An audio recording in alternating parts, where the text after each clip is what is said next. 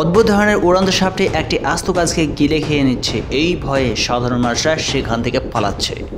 মানুষদের লক্ষ্য করতে পারছে গর্জনের সঙ্গে ইলেকট্রিক তার শরীরে উত্তাপ প্রবাহিত হচ্ছে, আর মুহূর্তের মধ্যে ইলেকট্রিক বেসের মাধ্যমে সাপটি গাছটিকে উপরে গিলে ফেলেছে।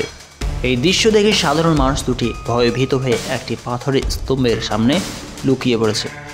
অন্যদিকে বাচ্চা ছেলেটি লক্ষ্য করেছে তাদেরকে রক্ষা করতে এবার ধেয়ে এসছে হিউম্যান এলিয়ান। ভয়ঙ্কর জীবটির সঙ্গে এবার শুরু হয় হিউম্যান এলিয়ানের লড়াই। হিউম্যান এলিয়ানটি ভয়ঙ্কর আগ্রাস শব্দ করা মাত্রই তার শব্দ তার দিকেই আবারও ফিরে আসে। কিন্তু পরক্ষণে অদ্ভুত জীবটি যখন ভয়ঙ্কর আগ্রাস শব্দ শুরু করে, সেই মুহূর্তেই শব্দের গতিবেগে চূর্ণ বিচ্ছুন্ন হয়ে ধরে পড়ে হিউম্যান এলিয়ানটি। মানুষের উপর অ্যাটাক শুরু হওয়া মাত্রই অন্যদিকে আবারও সেখানে ধাবিত হয় আর একটি এলিয়ান।